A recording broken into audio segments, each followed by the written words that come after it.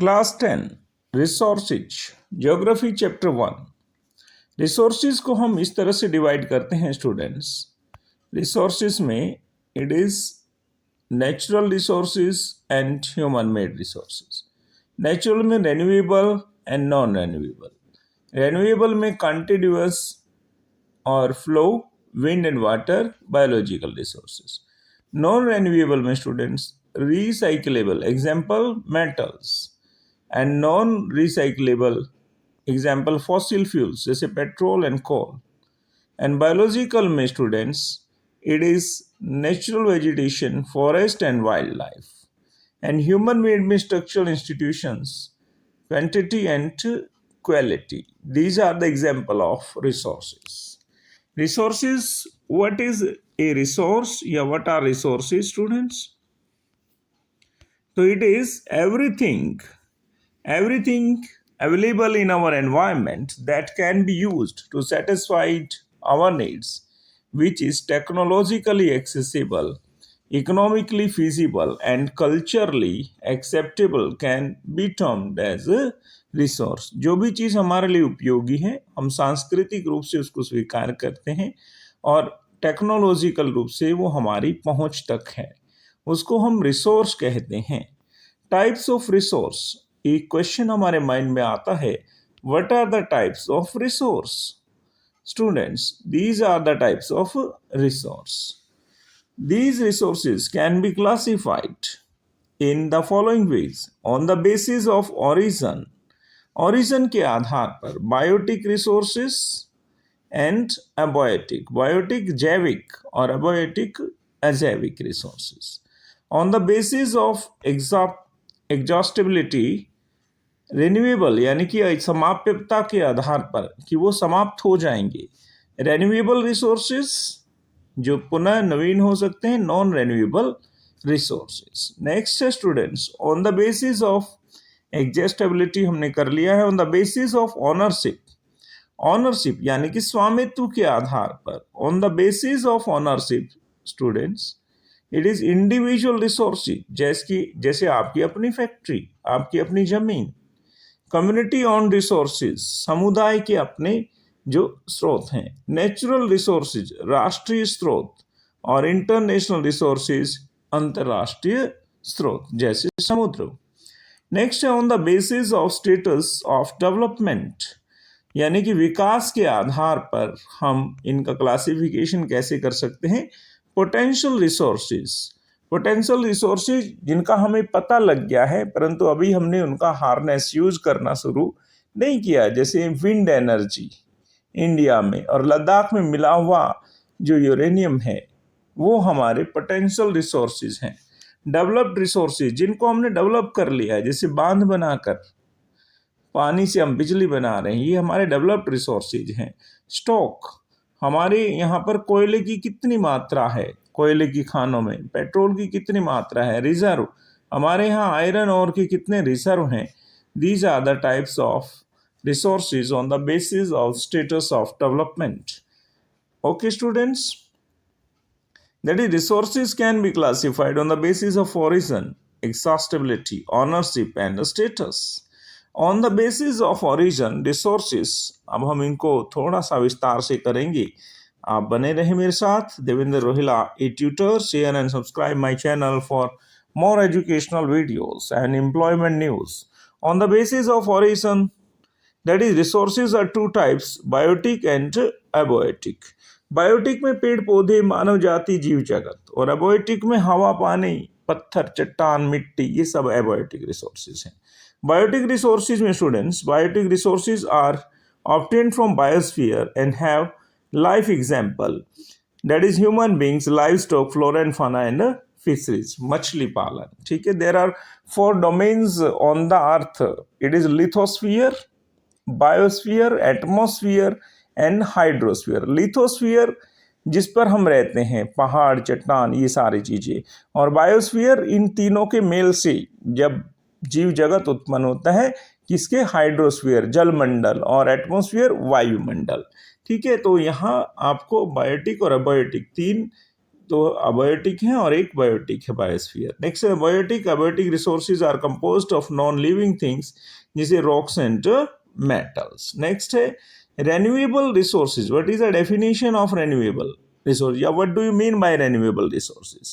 Renewable resources, students, it is renewable resources mean resources which can be renewed or reproduced by physical, chemical or mechanical processes are known as renewable resources. For example, solar and wind.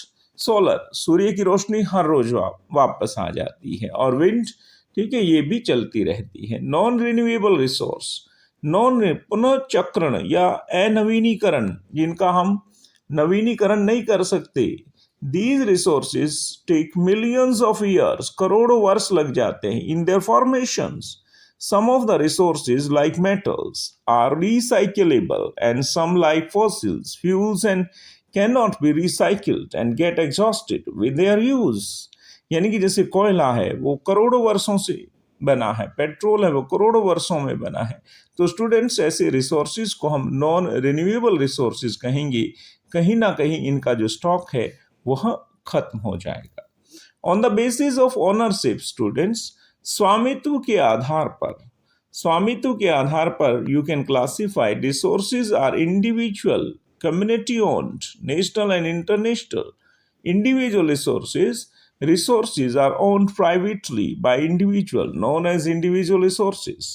Example, plantation, pasture land and farmland, आपके खेत, आपके बागान इत्यादि। Community resources, these resources which are accessible to all members of the community, known as community owned resources, जैसे grazing ground, burial grounds. Grazing grounds means चरागाह, जहाँ सभी के पशु चर सकते हैं, घास खाने के लिए जा सकते हैं। National resources, what do you mean by national resources? राष्ट्रीय संपदा जिसे कहेंगे, all the resources within the political boundaries and oceanic area are known as national resources. जैसे भारत का 32.8 जो है मिलियन स्क्वायर किलोमीटर जो एरिया है, that is all the resources with in a political boundaries, और जो समुद्री एरिया वह भी। Example, canal, roadways, railways etcetera. Next, international resources, अंतरराष्ट्रीय स्रोत। International resources, the international resources panel is a scientific panel of experts that aim to help nations use natural resources sustainably without compromising economic growth and human needs. Okay, students, on the basis of the status of development, resources are potential developed and stock resources. ये बहुत important है students. Potential resources में आप करेंगे, पढ़ेंगे, that is known as potential, which are found in a region but have not been utilized resources. उनका हमारे को पता तो है कि यहाँ इतने रिसोर्सेज हैं, परंतु अभी हमने उनका प्रयोग करना शुरू नहीं किया है, जैसे लद्दाख में मिला यूरेनियम, इस तरह से। Next students, it is developed resources which are surveyed and their quality and quantity have been determined for utilization, known as developed resources. For example, coal and petroleum, हमने उनके निकालने के भी और उनके प्रयोग करने के भी जो मेथड सीख लिए हैं। Next students, stock. What do you mean by stock? Stock, it is material in the appropriate technology to environment which have potential to satisfy human needs, but human beings do not have the access. This is known as stock. Hydrogen in atmosphere, ये example है, और hydrogen in water, और पानी में कितनी hydrogen है। Next is reserve. Reserve क्या है students? Reserve, the subset of the stock, ये भी स्टॉक का ही एक सबसेट है, उसी का हिस्सा है, which can be put into use with the help of existing technological know how, but their use has not been started. River water, ठीक है, जैसे नदी का पानी। Next is development of resources, development of resources का question students आ सकता है। इट इज इंपॉर्टेंट हो सकता है। Resources are vital for human survival and maintaining quality of life. Resources मनुष्य का जीवन यापन के लिए बहुत जरूरी है, but over utilisation of resources has led to the serious global problems like global warming, ozone layer depletion and environmental pollution and land degradation. Resources are vital for human survival. Resources मनुष्य के जीवन यापन के लिए जरूरी हैं, परंतु उनका ओवर यूज खतरनाक भी है। ग्लोबल वार्मिंग उससे बढ़ती है, ओजोन लेयर में जो है डेप्लीशन होता है, जो है अल्ट्रावायलेट रेज ऑफ सन है वो एंटर करती है, कैंसर जैसे बीमारी का कारण बनती है, और पर्यावरणीय प्रदूषण है और जमीन का निम्नीकरण है, जमीन उपजाऊ नहीं रहती। An equal distribution of resources is essential for a sustained quality of life and global peace. These can be achieved through sustainable development and resource planning. Sustainable development बहुत बहुत इंपॉर्टेंट है स्टूडेंट्स, 100% इसकी क्वेश्चन आने की संभावना है। Sustainable development, sustainable economic development means development should take place without damaging the environment, and development in the present should not be compromised with the needs of future generation. Sustainable development students एक अवधारणा है कि आप संसाधनों का उपयोग कीजिए बिना उनको नुकसान पहुंचाए, और आने वाली पीढ़ियों की विरासत है ये संसाधन। हमने भी अपने पूर्वजों से ये संसाधन प्राप्त किए हैं, तो हम उतना ही उपयोग करें जितने की आवश्यकता है, हम वेस्टेज ना करें। इस अवधारणा को सस्टेनेबल डेवलपमेंट कहा जाता है।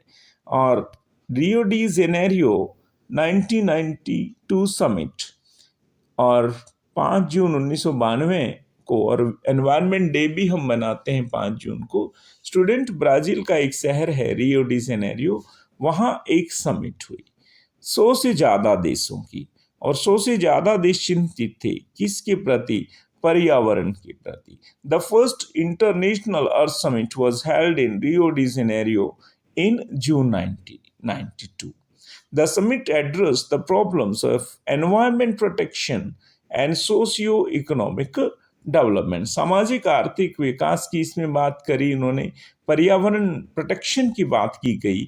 Leaders of more than 100 countries signed and declaration on the global climate change and biological diversity. They also adopted global forest principle and agenda 21, और उन्होंने एजेंडा 21 भी स्वीकार किया, यानी कि 21st सेंचुरी की बात करें तो एजेंडा 21 क्या है dear students?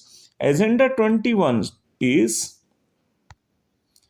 It is a declaration signed at the United States Conference on Environment and Development. ये बहुत इंपॉर्टेंट है, UNCED. UNCED mean United Nations Conference on Environment and Development, which was held in 1992 at Rio de Janeiro, Brazil. इसका उद्देश्य क्या था? Its aim to combat environmental damage. Combat होता है रोकना, डैमेज को रोकना, पॉवर्टी निर्धनता को रोकना, डिजीज थ्रू ग्लोबल कोऑपरेशन बीमारियों को रोकना, जैसे चेचक की बीमारी को रोका गया, प्लेग की बीमारी को रोका गया। It also AIIMS that every local government should, okay students, every local government जो है इसमें जो है should draw its own local agenda 21, और वह अपना भी 21वीं शताब्दी के लिए जो है वो है एजेंडा बनाए। एंड रिसोर्स प्लानिंग क्या है students? Resource planning mean resource planning कि हम किस तरह से इनका नियोजन करें, कि हमने संसाधनों का उपयोग कैसे करना है ताकि नागरिक यानी कि सभी का कल्याण भी हो सके और पर्यावरण प्रदूषण भी ना हो, और सस्टेनेबल डेवलपमेंट आने वाली पीढ़ियों को भी हम संसाधनों का जो है सौंप कर उनको जाएं। That is, planning is widely accepted strategy for judicious use of resources. Judicious use of resource. Judicious means न्यायिक resources. Resource planning is essential for sustainable development in India because some regions are rich in one resource but are deficient in other resource. हमारे यहाँ भी कहीं कोई resource ज़्यादा मिलता है, कहीं पर बिल्कुल भी नहीं मिलता, तो इस तरह से हमने रिसोर्स प्लानिंग करना है। रिसोर्स प्लानिंग इन इंडिया की बात अगर हम करें, भारत में किस तरह से आप रिसोर्स प्लान कर सकते हैं डियर स्टूडेंट्स, तो इसमें resource planning in India, it is resource planning in India students, it is resource planning in India, ये हमारा टॉपिक है आज का। Complex process of resource planning in India is divided into 3 stages. Complex process of resource planning, ये complex process है students, resource planning का बड़ा जटिल है हमारे यहाँ पर रिसोर्स प्लान करना। कैसे? Identification and inventory of resources. Inventory का मतलब होता है स्टॉक, STOCK। इन्वेंट्री का मतलब होता है स्टॉक, STOCK। इन्वेंट्री कितना है? Inventory of resources across the region of the country, पूरे देश में कितने संसाधन जो हैं उपस्थित हैं। This involves surveying, mapping and qualitative and quantitative estimation and measurement of the resources. तो इसमें आइडेंटिफिकेशन ऑफ, पहले तो पहचान करना कि किस क्षेत्र में कितना रिसोर्स है, आइडेंटिफिकेशन करना, और इसमें क्या क्या है, सर्वेइंग करते हैं। सर्वे इंटरनेट के माध्यम से हो, सैटेलाइट के माध्यम से हो सकता है, पेट्रोल खोजने के लिए ड्रिलिंग हो सकता है, मैपिंग हो सकता है कि कितने क्षेत्र में है, क्वालिटेटिव की इसकी क्वालिटी क्या है और क्वांटिटी क्या है, अगर हम इसको दोहन करना शुरू करें। नेक्स्ट है evolving a planning structure endowed with appropriate technology skill and institutional setup for implementing resource development plan, और फिर योजना को हमने क्रियान्वित रूप से आगे ले जाना है। नेक्स्ट है match the resource development plan with overall national development plan. Next students, resources and colonialization. Colonialization 20वीं शताब्दी के शुरू में और 19वीं शताब्दी के अंत में और 18वीं शताब्दी की शुरुआत से ही, जैसे ही हमने पढ़ा कि industrial revolution was held in England and the resources produced by these countries are more than that their demand to sell their goods, they develop new, that is colonies in various countries and ruled there. These are resources and colonization. तो इस तरह से resources का उन्होंने क्या किया dear students, rich, कह रहे हैं कि rich natural resources of colonies were the main attraction for foreign invader. अंग्रेज यहाँ आए, हमारे यहाँ से कॉटन ले गए, सोना चांदी तांबा ले गए, इस तरह की बहुत सारी चीजें ले गए। Technological development of the colonising country help them to exploit resources of the colonised regions. और उनके पास जो तकनीक थी, यानी कि ट्रेन लेकर आए, ट्रेन से क्या हुआ, सामान को ढोना बहुत आसान हो गया। India has experience by colonisation that availability of resources as well as the technology and quality of human resources need for development. भारत को बहुत लंबा अनुभव है इन चीजों का। Next students, conservation of resource. Conservation of resource dear students, कि हम संसाधनों का संरक्षण किस प्रकार कर सकते हैं कि उनमें ज्यादा नुकसान ना हो। Resources are vital for any developmental activity to overcome the problem that of irrational consumption and overutilization of resources. Resource conservation at various level is important. तो रिसोर्सेज की ओवर यूटिलाइजेशन ना करें, जैसे पानी का हम ज़्यादा से ज़्यादा उपयोग करते हैं तो वो ना हो। At international level resource conservation was advocated in 1968। 1968 में वैश्विक बिरादरी ने ये चिंता जाहिर की थी कि that is at club of Rome in 1987 and Brundtland commission report extensively mentioned the necessity of resource। और अंतरराष्ट्रीय स्तर पर भी आपने पढ़ा रियो डी जेनेरियो में क्या हुआ, ये चिंता बहुत पहले शुरू हो गई थी, 1968 में शुरू हो गई थी, और क्लब ऑफ रोम की बैठक 1987 में हुई थी। ब्रिटेन वुड जो कमीशन रिपोर्ट आई ब्रिटेन की। लैंड रिसोर्स क्या है स्टूडेंट्स? जमीन जो संसाधन है, जमीन में ही अन्न पैदा होता है।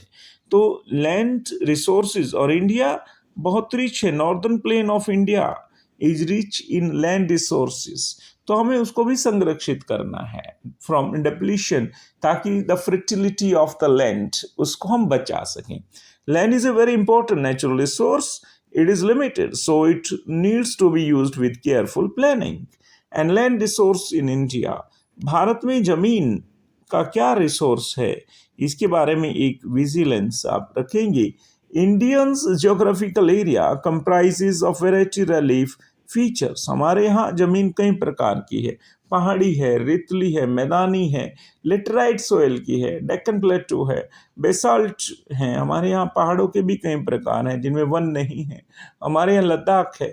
That is India's geographical area comprises of variety of relief features, 43% plain and land area for agriculture and industries, 27% plateau, और दक्षिण का प्लेटो है। विच सोर्स ऑफ मिनरल, उसमें मिनरल्स मिलते हैं, fossil fuels and forest, and 30% of mountains, और हमारे पास 30% के करीब जो है पहाड़ हैं। इसमें Himalayan range and various other regional ranges. Land utilisation क्या है स्टूडेंट्स? लैंड यूटिलाइज किस तरह से हो रहा है आपकी कंट्री में, या आप लैंड को किस तरह से यूज कर सकते हैं? बहुत ही आसान है स्टूडेंट्स। हम वानिकी के लिए, फॉरेस्ट्री एरिया के लिए, फॉरेस्ट के लिए you can use, that is a large area of land covered with trees, land not available for cultivation। हमारे यहाँ बहुत सारी जमीन नॉन कल्टिवेटेड भी है, बैरन है, बंजर जमीन जिसमें कुछ भी प्रोड्यूस नहीं हो सकता। You can produce nothing in such lands, these lands are called barren lands, जहाँ पे स्कार्सिटी ऑफ वाटर है, due to scarcity of waters और the over availability of the water, कई बार प्रोडक्शन नहीं होता। Land put non agriculture uses, building, roads, industries etcetera, ऐसी land को हम फैक्ट्री बनाने के लिए कर सकते हैं। Next students, uncultivated other land, जो ऐसी जमीन है जो अनकल्टिवेटेड है, that is permanent pastures and grazing land, जहाँ चरागाह हैं, under miscellaneous tree crops groves, और जहाँ पेड़ों की वहाँ पे बहुत सारी उपलब्धता है। Culturally waste land left uncultivated for more other स्वेयर्स, बहुत सारे कारणों से उनको खाली छोड़ दिया गया है। Next is fallow lands, current fallow, बहुत इंपॉर्टेंट ये अवधारणा है students. Current fallow land, that is current fallow left without cultivation for one और लेस वन एग्रीकल्चर ईयर, जिसको हम खाली छोड़ सकते हैं, जिसे झूम खेती में है। Other than current fallow left uncultivated for past 1 to 5 year, 1 साल के लिए करंट, और अदर देन करंट 1 से 5 साल के लिए जिस जमीन को हम खाली छोड़ते हैं, तो ये फैलो लैंड है। नेट शोन एरिया, शुद्ध बोया गया क्षेत्र, it is the total area shown with the crops and orchard. Next is it represents an area in which total crops are grown only once a year, और जितनी फसलें एक साल में बोई गई है, this area is called net sown area. जैसे हरियाणा में कुल धान लगाया हुआ क्षेत्र, या कुल गेहूं बोया गया क्षेत्र, या उत्तर प्रदेश में कुल गन्ना उत्पादक क्षेत्र, कि कितने एकड़ जमीन में गन्ना उपजाया गया है। Land use pattern in India students, 3.28 million square kilometre, 32,80,000 वर्ग किलोमीटर हमारा क्षेत्रफल है, हमारे इंडिया का क्षेत्रफल है। It is land use pattern in India. The use of land is determined, students मेरे साथ रीड करें, the use of land is determined by physical factors like climate, soil type, topography, etc., as well as human factors like population density, technological capability and culture and tradition. ये सारी चीज़ें जमीन के उपयोग को निर्धारित करते हैं कि वहाँ पॉपुलेशन कैसी है, वहाँ तकनीक कैसी है, वहाँ की संस्कृति कैसी है, वहाँ का ट्रेडिशन कैसा है। संस्कृति, क्या वहाँ किसान रहते हैं तो वो खेती बाड़ी करेंगे। ट्रेडिशन, वहाँ की परंपराएं कैसी हैं, क्या वो आधुनिक खेती को प्रेफर करते हैं। सबसे पहले कि वहाँ जलवायु कैसी है, क्या वहाँ जलवायु हार्ड क्लाइमेट तो नहीं है कि वहाँ बारिश होती ही नहीं है, वहाँ पानी पर्याप्त मात्रा में है। जमीन के कैसे प्रकार हैं, जमीन सॉइल एलुवियल है, कैसी जमीन है, ये सारी चीजें। Total geographical area of India is 3.28 million square. Out of this the land under permanent pasture has decrease. और पास्चर के तौर पर हमारी जमीन जो है लगातार घटती जा रही है। Next students, major changes places in land use pattern in India. बहुत ही इंपॉर्टेंट क्वेश्चन है, इसको आप जरूर करें।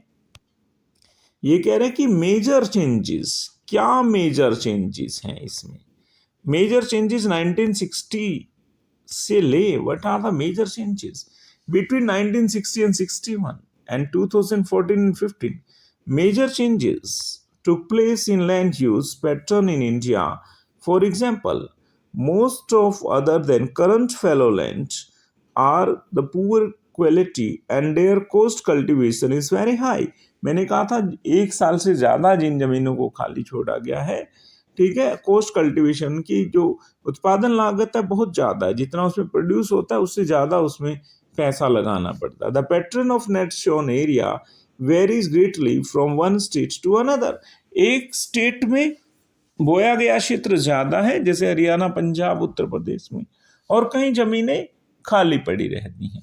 Forest area in India is far lower than desired 33% of geographical area.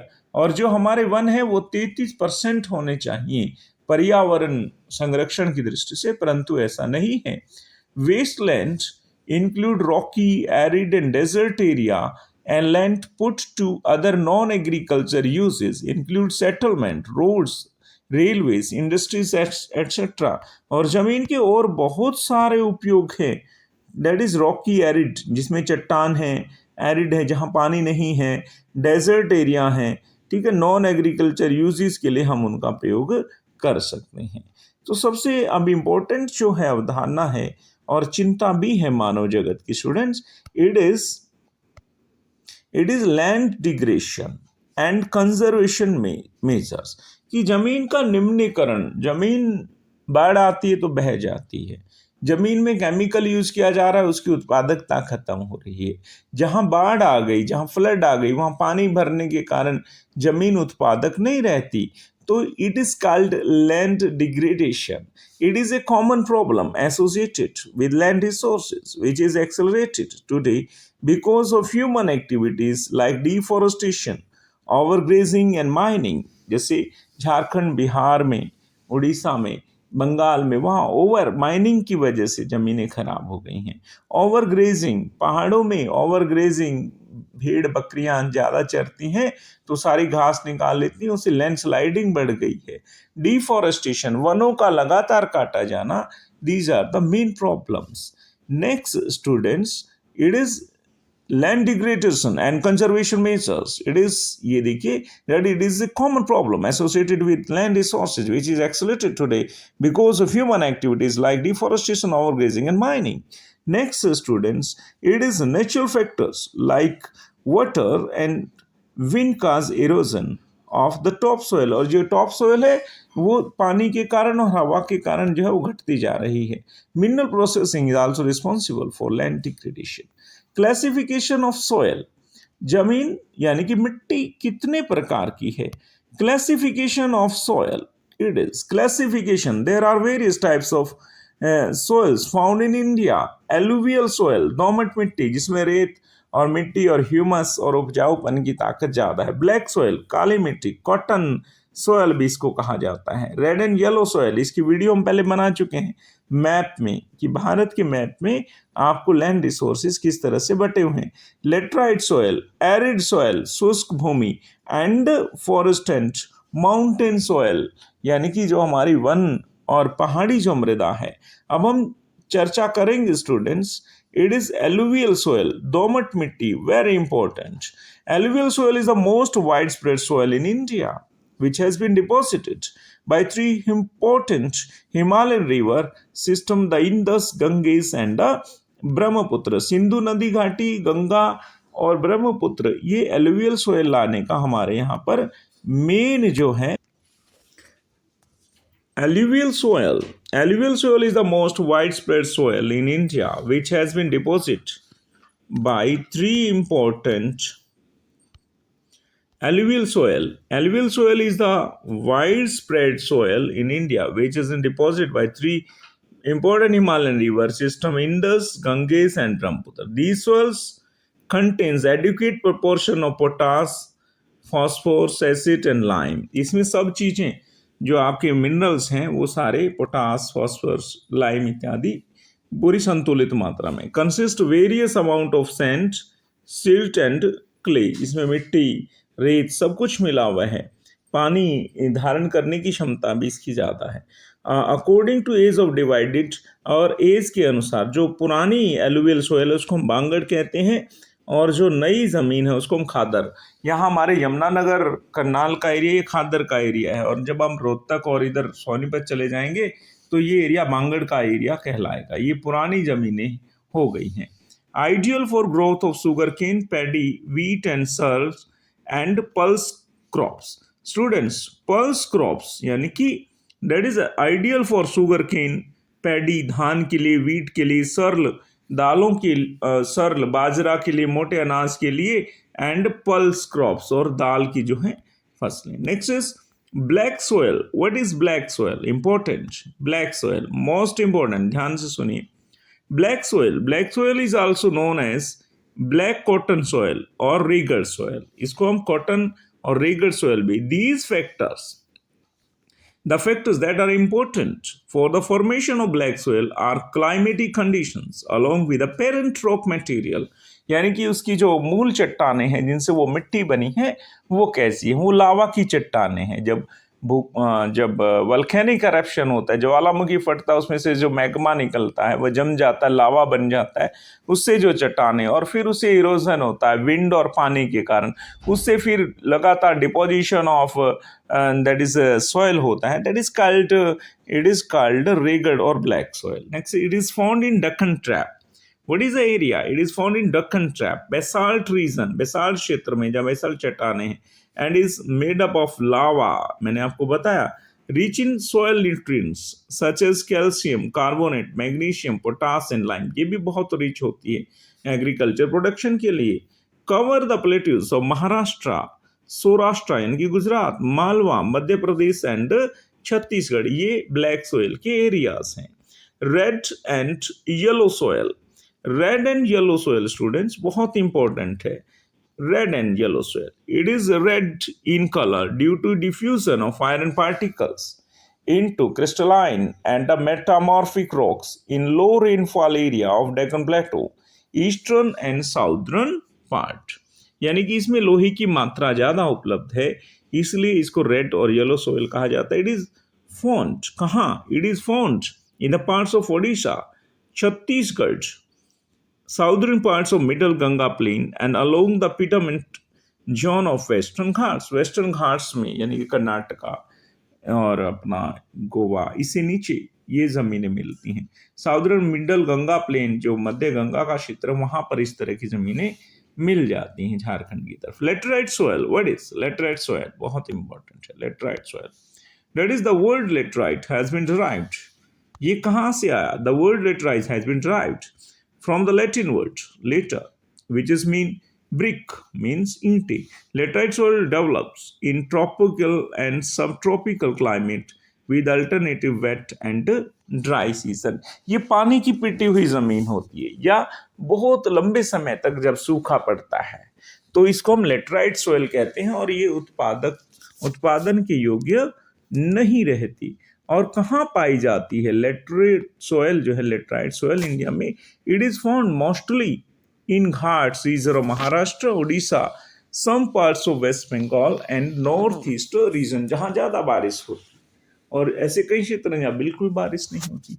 Next is arid soil, शुष्क भूमि, बिल्कुल। Range from red to brown, it is arid soil, range from red to brown in color, sandy in texture and saline in nature। यानी कि nature नमकीन है वो, यानी कि उसमें नमक की मात्रा ज्यादा। सैंडी इन टेक्सचर, रेत ज्यादा। Arid soil is found in dry areas, in some areas common salt is obtained in this, जैसे अपने राजस्थान में जो है ये जमीन उपलब्ध है। नेक्स्ट है forest soil. Forest soil is found in hilly and mountains area where sufficient rainforests are available. It is found in the lower parts of valleys, particularly on the river terraces. And what is soil erosion? ये बहुत ही important topic है dear student. Soil erosion.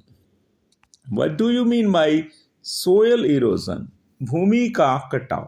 Removal of the upper layer of soil from one place to another by one natural agent or human activity is called soil erosion. Next causes क्या है? Deforestation, वनों का काटना, overgrazing, ज्यादा चरागाह का उपयोग करना, कंस्ट्रक्शन एंड माइनिंग उनकी करना। इस तरह से बहुत सारे कारण है। कंस्ट्रक्शन एंड माइनिंग के अलावा भी natural forces, wind, glacier, water, ये भी। रोइंग, वे ऑफ प्लोइंग, हल चलाने की विधि गलत है। नेक्स्ट है wind blows soil of flat और स्लोपिंग लैंड, हवा भी जो है top layer of the soil है उसको जो है दूर ले जाती है। Next student, solution of soil erosion, कि सोयल इरोजन से बचे कैसे, कैसे बचें सोयल इरोजन से। Ploughing along with contour lines, ठीक है, कंटूर लाइन जो है जहां हवा का और पानी का बहाव है उसके विपरीत हम यदि जो है प्लोइंग करें। Steps can be cut out of the slopes making terraces. Large field can be divided into strips of grass और ग्रो बिटवीन द क्रॉप्स, और फसलों के बीच में हम जो है ज्यादा से ज्यादा, जैसे पहले पानी ले जाने के लिए डोल बनाई जाती थी, ठीक है, तो वो घास की और वो मिट्टी को आगे, क्योंकि वो सामान्य जमीन से ऊंची होती थी तो उपजाऊ जमीन को बाहर ले जाने नहीं देती थी। Planting line of trees to create, और पेड़ों की लाइन बनाकर भी हम इस तरह से कर सकते हैं। स्टूडेंट्स आप ये देखिए मेरे साथ, top soil of the layer, थोड़ा सा हम इसके ऊपर भी चर्चा कर लें कि ये जो ग्रीन एरिया आपको दिख रहा है ना, इट इज व्हाट इज जमीन कैसे बनती है, जमीन की कैसे, top soil, top upper soil, ये अपर सोयल है। Subsoil, weathered, rock, sand and silt, यदि आप जमीन को खोदेंगे तो उसमें से सिल्ट, रॉक निकलेगा। नेक्स्ट है सबस्ट्राटम, वीथर्ड, पेरेंट रॉक, रॉक मटेरियल्स, और उसमें सबसे और भी नीचे रॉक, छोटे छोटे पत्थर और रॉक मटेरियल आपको उसमें मिलेंगे। अनवीथर्ड पेरेंट रॉक, बेड रॉक्स, और जिस रॉक से वो मिट्टी बनी है वो भी आपको थोड़ी गहराई में जाने के बाद मिल जाएंगे। स्टूडेंट्स ये है it is soil and availability of soil in India. Bharat में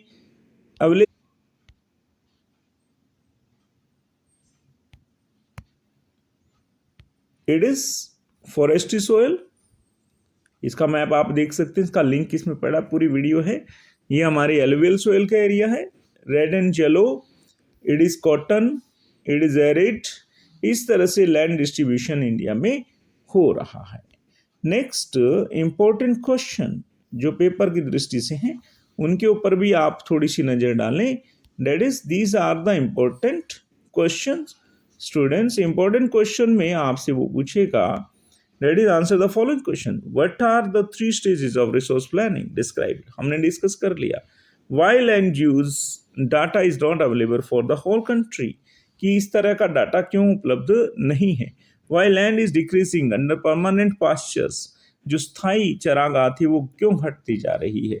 What is net shown area, शुद्ध बोया गया क्षेत्र। Which area of India has more net shown area, कौन सा क्षेत्र इंडिया में, आपने देखा ना जो ऊपर ग्रीन स्पॉट जो थे वो।